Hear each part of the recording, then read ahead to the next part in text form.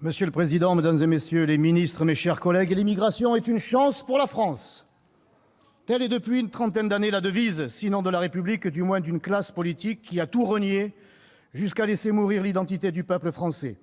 Regroupement familial, effacement des frontières, discrimination positive à l'embauche, assistanat social, droit d'asile, faux mineurs mais vrais clandestins majeurs, vous avez créé toutes les conditions d'une véritable submersion migratoire.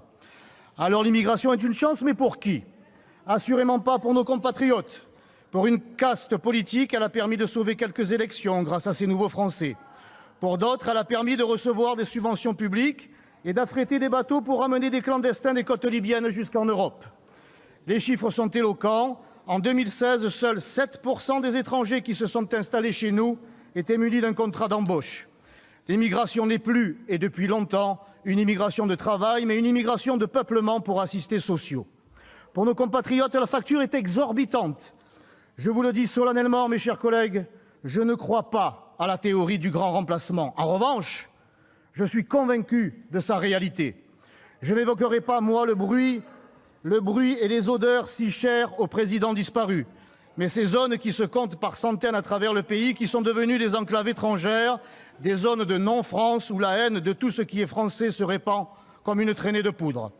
Nos lois, notre culture, notre identité, notre savoir-vivre, notre savoir-être, nos libertés, celles des femmes en particulier, comme les libertés sexuelles et religieuses, sont rejetées, combattues pour être elles aussi remplacées sous les coups d'un communautarisme islamiste militant.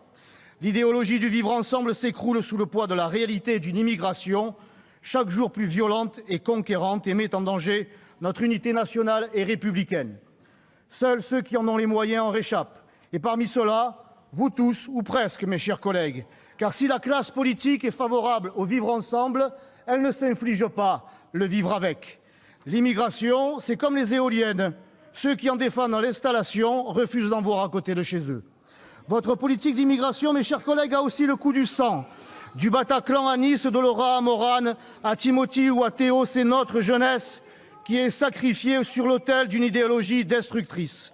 Sur le plan social, la politique d'immigration relève de la provocation. Alors que chaque jour de nouveaux sacrifices sont exigés des Français, l'immigration continue d'être un tonneau des Danaïdes. Le coût de l'AME qui bénéficie aux seuls clandestins est passé de 400 millions il y a 15 ans à 1 milliard d'euros aujourd'hui. Les Français ne s'y trompent plus, ou plutôt, vous ne les trompez plus.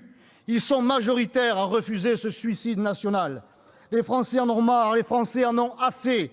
40 ans qu'ils se poussent, qu'ils consentent les sacrifices, qu'ils accueillent l'autre, et qu'ont-ils obtenu en retour ? Le développement d'un insupportable racisme anti-français, anti-blanc, anti-chrétien. Nos compatriotes refusent la submersion et de devenir des étrangers dans leur propre pays, alors vous menacez, vous censurez et vous traînez devant les tribunaux ces résistants qui refusent de collaborer.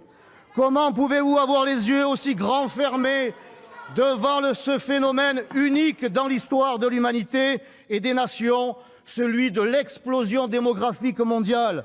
Loin d'en prendre conscience et fidèle à son en même temps, Emmanuel Macron parcourt l'Europe pour sanctionner les pays qui refusent les quotas de migrants et il s'apprête à faire de Marseille un port d'accueil pour les clandestins de la Méditerranée. Marseille qui subit déjà une situation migratoire, sociale et sécuritaire explosive.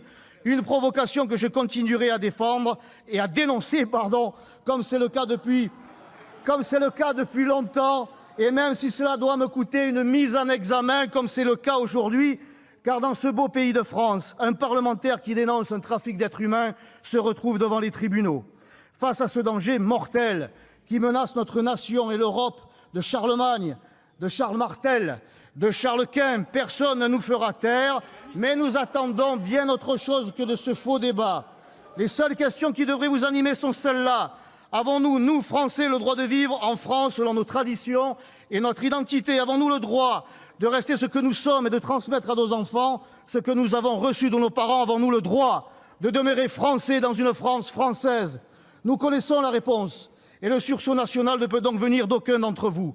Aussi, pour toutes les victimes de votre folle politique d'immigration, pour les victimes sociales, économiques et identitaires, pour toutes ces familles dont la vie a été détruite sous les coups de l'immigration sauvage, je vous demande, mes chers collègues, de droite comme de gauche, car vous êtes tous responsables de ce désastre, je vous demande de vous excuser. Excusez-vous pour avoir menti. Excusez-vous pour avoir Il va trahi. falloir conclure. Excusez-vous, je conclus, Monsieur le Président, merci. Excusez-vous en instaurant la préférence nationale dans tous les domaines, en rétablissant les frontières, en mettant en place des quotas, non pas d'immigration, mais des quotas d'expulsion. Excusez-vous en inversant le courant de l'immigration. Si vous refusez, si vous ne renoncez pas à votre idéologie mortifère, bien avant la postérité, c'est la France qui vous maudira.